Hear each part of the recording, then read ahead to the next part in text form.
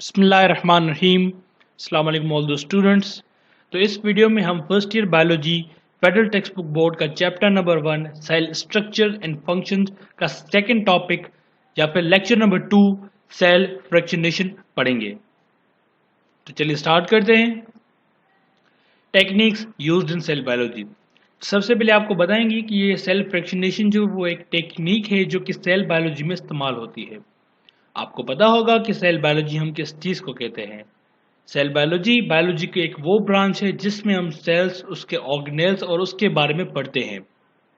तो वो ही cell biology, इसी सेल बायोलॉजी में हम सेल फ्रैक्शनेशन की एक टेक्निक है जो कि इस्तेमाल होती है इस ब्रांच में। सेल फ्रैक्शनेशन किस चीज़ को कहते हैं? It is the combination of various methods used to separate a cell organelle and component based upon size and density. Cell fractionation क्या है? ये बहुत सारे मेथड्स का कॉम्बिनेशन है। कौन से मेथड्स? वो मेथड्स जो कि सेल के ऑर्गेनेल्स, उनके कंपोनेंट्स, उनकी जो भी उसमें कंपोनेंट्स है उनको साइज और डेंसिटी के हिसाब से अलग अलग करते हैं। हर वो मेथड जो कि सेल को, उसके ऑर्गेनेल्स को, उसके कंपोनेंट्स को साइज और डेंसिटी के हिसाब से अलग अलग करते हैं, उन सारे मेथड्स को हम कंबाइनली कहते हैं सेल फ्रैक्शनेशन।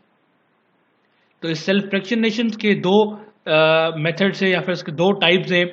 सबसे पहला टाइप है होमोजेनाइजेशन और उसका सेकंड टाइप है सेंट्रीफ्यूगेशन। सबसे पहले हम पढ़ेंगे होमोजेनाइजेशन। ये क्या है? It is the formation of homogeneous mass of the cell. ये एक इस टेक्निक में हम जो है वो बहुत सारे जो सेल्स हैं उनके जो सेम मास वाले सेल्स होते हैं उनको हम इकट्ठा करते हैं। ये हर सेल के जो मास है, हर सेल में जो उसका ऑर्गेनल जो है उसका जो मास है उसके बेसिस पर हम उसको अलग अलग करते जाते हैं। कैसे अलग करते हैं? उसका तरीका ये है कि it involves grinding of cells in a suitable medium with correct pH, ionic composition and temperature. पहले मैं आपको बता दूं कि हम क्या करते हैं कि हम टेस्ट ट्यूब में जो है वो टिश्यू सेल्स लेते हैं, जैसे आप ये देख सकते हो। इसमें हमने जो है वो टिश्यू सेल्स लिए हैं। इन टिश्यू सेल्स को हम सब बाद में इसको ग्राइंड करते हैं। इनको जब ग्राइंड करने के बाद ये टिश्यू कन्वर्ट हो जाते हैं सेल्स में। टिश्यू जो है वो ब्रेक डाउन हो जाते हैं सेल्स में। तो उसको फर्दर ग्राइंडिंग के बाद ये हमारे पास जो मिक्सचर बनता है, ठीक है, इसको हमने ग्राइंड किया। ग्राइंड करने के बाद हमारे पास जो है ये मिक्सचर बचा, ठीक है।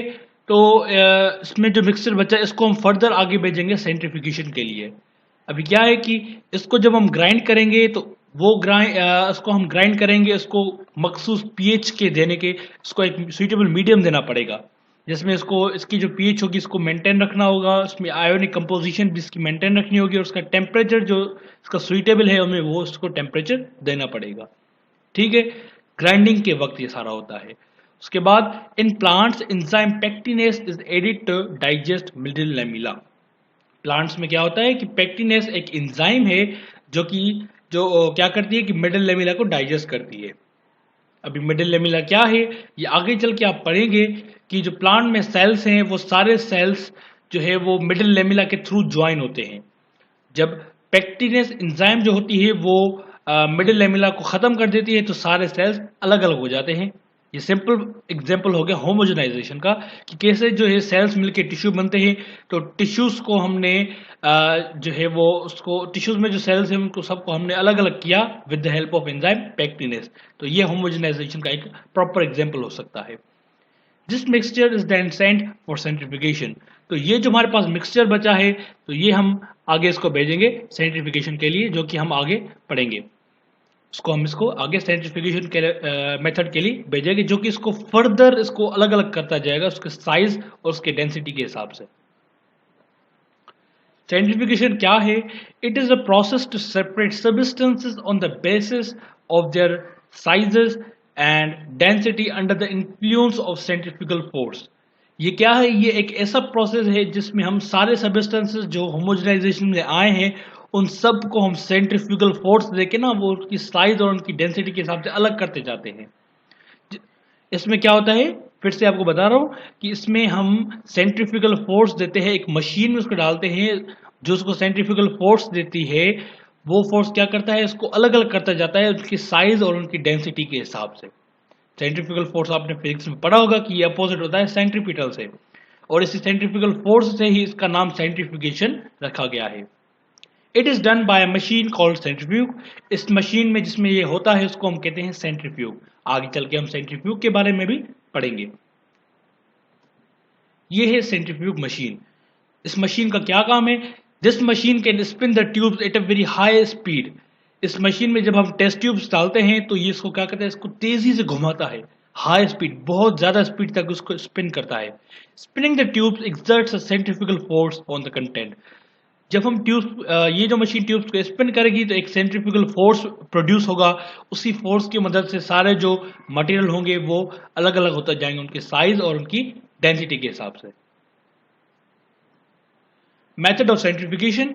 सेंट्रीफ्यूगेशन के कौन से दो मेथड्स हैं? सबसे पहले मेथड है डेंसिटी ग्रेडियंट सेंट्रीफ्यूगेशन और दूसरा मेथड है डिफरेंशियल सेंट्रीफ्यूगेशन। सबसे पहले पढ़ेंगे हम density gradient centrifugation. In this, the cell component of different sizes and densities are separated in different layers.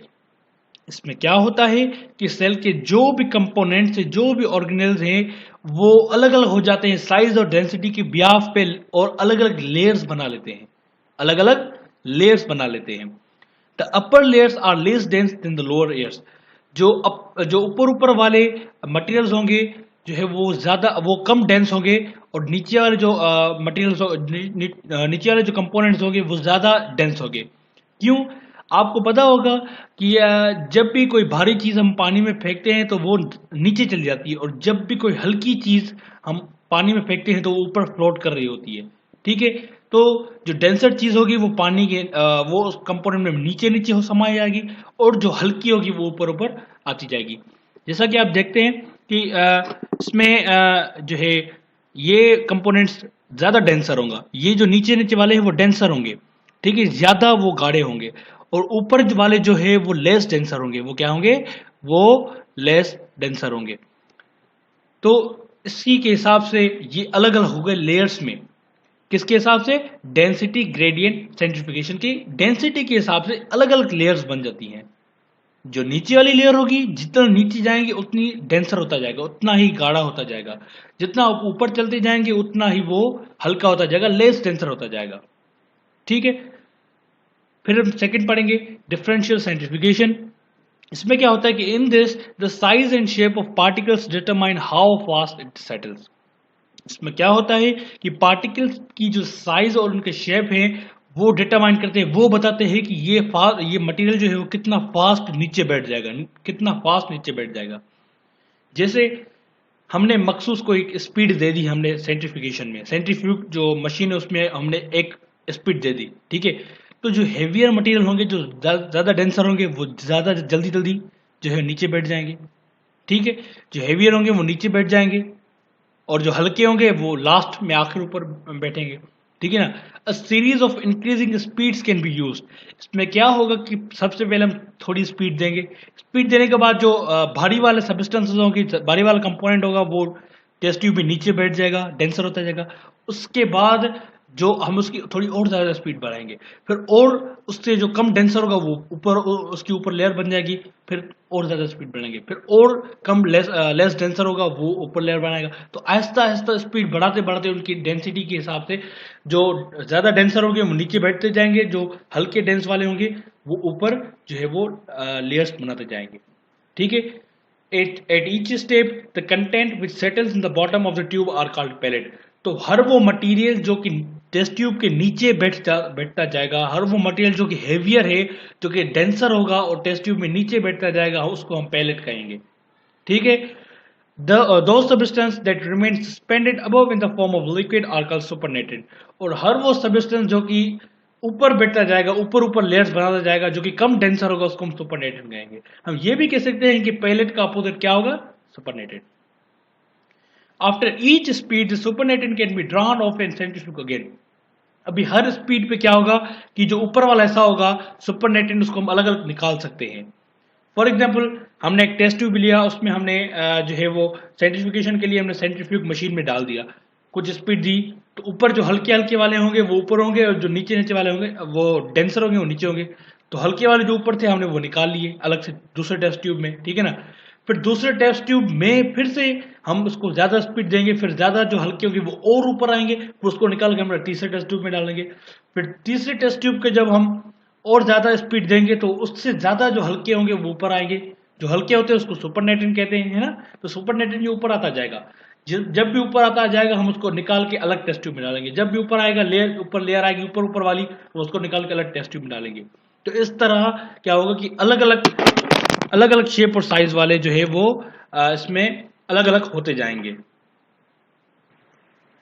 तो इसी तरह इस डायग्राम में मैं आपको समझाऊंगा कि किस तरह जो मैंने पहले बताया सारा हम इसको इस डायग्राम में अब समझ जाएंगे। A series of pellets containing cell organelles of smaller and smaller size can be therefore be obtained। तो वो जो पैलेट होंगे जो कि कम से कम साइज वाले भी हो सकते हैं, तो वो नीचे नीचे जो लेयर बनाते जाएंगे वो अलग अलग होते जाएंगे। इस हिसाब से मतलब सुपरनेट्रिन अलग हो गया और पैलेट अलग हो गया। किस तरह आप देखते हैं, ये जो हमारे पास मटेरियल है, इसको ये हमारे पास ओरिजिनल एक सोल्यूशन है, ठीक है। हमने ये कंटेंट लिया है, फॉर एग्जाम्पल हमने इसको होमोजेनाइजेशन से हम इसको लेकर आए इधर, ठीक है। अभी हम इसकी डिफरेंशियल सेंट्रीफ्यूगेशन करेंगे, इसको हम सेंट्रीफ्यूग मशीन में डालेंगे, उसके बाद हल्की सी इसकी स्पीड देंगे। तो हल्की सी जो स्पीड देंगे, जो बड़े बड़े हैवियर मटेरियल होंगे, जिससे ग्रीन डॉट्स आप देख रहे हैं सबसे हैवी है, वो नीचे बैठेंगे, है ना। स्पीड में जो नीचे हैवियर होंगे वो नीचे बैठेंगे, जो हल्के होंगे और ऊपर आते जाएंगे, ठीक है।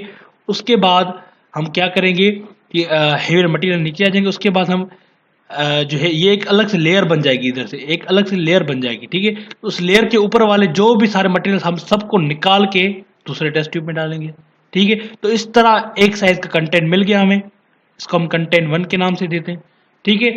फिर जब दूसरा टेस्ट ट्यूब आया, उसको हमने थोड़े और ज्यादा स्पीड बढ़ाई, ग्रीन वाले निकल गए, ठीक है। अभी इसको हमने और स्पीड बढ़ाई, जब ज्यादा स्पीड बढ़ी तो और हेवियर, अभी ग्रीन तो निकल गए, उसके बाद जो रेड बचे, रेड में से जो हेवियर थे सारे रेड वाले नीचे आ गए, ठीक है। जब वो सारे नीचे आ गए तो फिर से एक लेयर बन गई ऊपर, ठीक है। और हमने लेयर के ऊपर वाले जो भी हमने सारे निकाल के हमने जो है वो तीसरे टेस्ट ट्यूब में फिट कर दिया, ठीक है। और ये सारा हमारा ये भी अलग से हो गया, जो अलग साइज और डेंसिटी वाले थे, ठीक है। उसके फिर हमने ज्यादा स्पीड दे दी, और ज्यादा स्पीड दे दी, जब ज्यादा स्पीड दी तो और ज्यादा हेवियर जो ब्लू वाले थे और नीचे सेटल हो गए, ठीक है। तो ये हमने इसको एक दूसरी जो है इधर एक लेयर बन जाएगी, ठीक है। फिर ये एक लेयर बन गई, फिर से जो ऊपर वाले जो ब्लैक ब्लैक डॉट बचे जो हल्के थे, उसको हमने फिर से एक फाइनल टेस्ट ट्यूब में डाल दिया, ठीक है। और इसको हमने बहुत ज्यादा जो बिल्कुल तेज स्पीड से हमने इसको सेंट्रीफ्यूग मशीन में डाला था, जो सेंट्रीफ्यूग मशीन है इसको बहुत तेज स्पीड से इसको घुमाया, जिसकी वजह से सारे जो है वो मटेरियल वो नीचे सेटल होते गए, ये सारे नीचे जो है वो सेटल हो गए। तो इस तरह हर एक साइज का अलग अलग से बनता चला गया। देखिए ये जो ऊपर वाले सारे बच्चे के, इसको हम कहते हैं सुपरनेट्रिन, आपको पता है ऊपर वाले, और नीचे हमारे पास पैलेट बचा, तो हमें पैलेट भी मिल रहा है तो सुपरनेट्रिन भी मिल रहा है। उसके बाद ये पैलेट अलग हो गया, ये ऊपर वाले जो सुपरनेट्रिन थे इसको हमने सेकंड टेस्ट ट्यूब में जब डाला तो ये और हेवियर वाले जो अभी ये नीचे बैठ गए, तो मतलब ये पैलेट हो गए, ये हो गए पैलेट, और ऊपर जो बच गए वो हो गए सुपरनेटेड। और सुपरनेटेड को फिर से हमने जो है वो थर्ड टेस्ट ट्यूब में डाला, और उसके बाद फिर से जो हेवियर मटेरियल थे वो नीचे बैठ गए, एक लेयर बना ली, फिर ये बन गया पैलेट, और ऊपर जो बचा हमारे पास वो बन गया सुपरनेटेड, ठीक है। सुपरनेटेड और उसको हमने फाइनल टेस्ट ट्यूब में डाल दिया इस तरह, ठीक है। तो ये बताया, ये लास्ट वाले जो पॉइंट ऊपर देख रहे हैं सीरीज ऑफ पैलेट, ये ही सेम बता रहा है कि जो पैलेट्स होंगे वो आपको मिलते जाएंगे और सुपरनेटेड भी आपको मिलते जाएंगे, सारे अपने साइज और डेंसिटी के हिसाब से अलग होते जाएंगे, ठीक है। इसके बाद हम पढ़ेंगे Svedberg. During centrifugation, the bigger particles sediment faster and have higher sedimentation coefficient known as Rydberg or S values। तो सेंट्रीफ्यूगेशन में जब बड़े बड़े पार्टिकल्स जिस स्पीड से नीचे बैठते जाएंगे, जिस स्पीड से पैलेट बनाएंगे नीचे नीचे वाले, तो उसी का उसका कॉन्फिगरेशन और ज्यादा वैल्यूज का बढ़ेगा, ठीक है।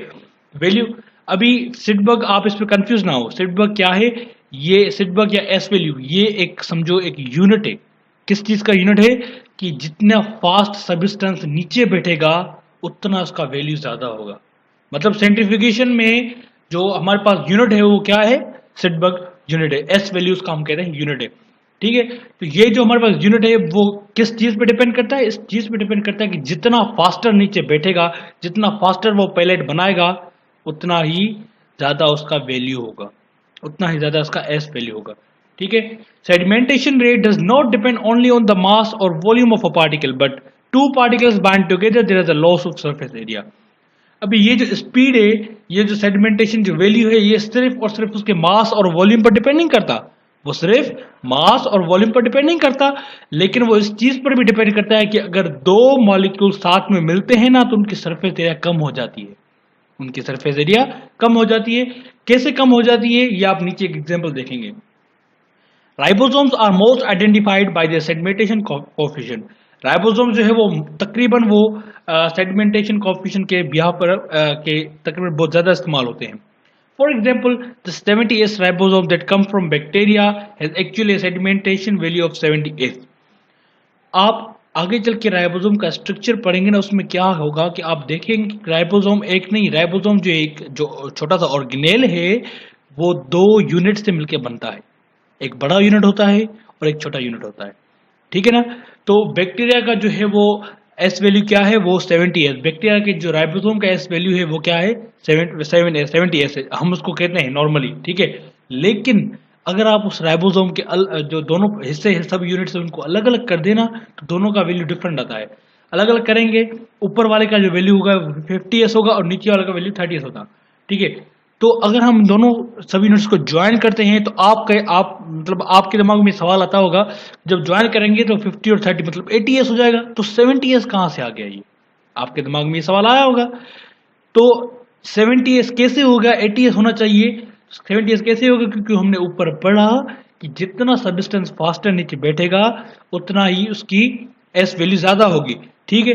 लेकिन ये सिर्फ उसकी मास और वॉल्यूम पे डिपेंड नहीं करता, ये उसकी एरिया पर भी डिपेंड करता है कि जितना मतलब जब दो सबस्टेंस आपस में बाइंड होते हैं तो एरिया कम होती है। ये पॉइंट हमने ऊपर पढ़ी थी ना, कि दो सबस्टेंस आपस में बाइंड होते हैं तो एरिया जो है वो कम होती जाती है। तो इस तरह ही जब दोनों सब यूनिट्स आपस में मिले थे 50 और 30, तो 80 होना चाहिए था, लेकिन एरिया जब कम हुई तो ये 70S हो गया। ठीक है। तो आपको इसमें समझ आ गया हो गया। ठीक है। थैंक यू वेरी मच, और आप हमारा थर्ड लेक्चर जरूर देखना। Thank you.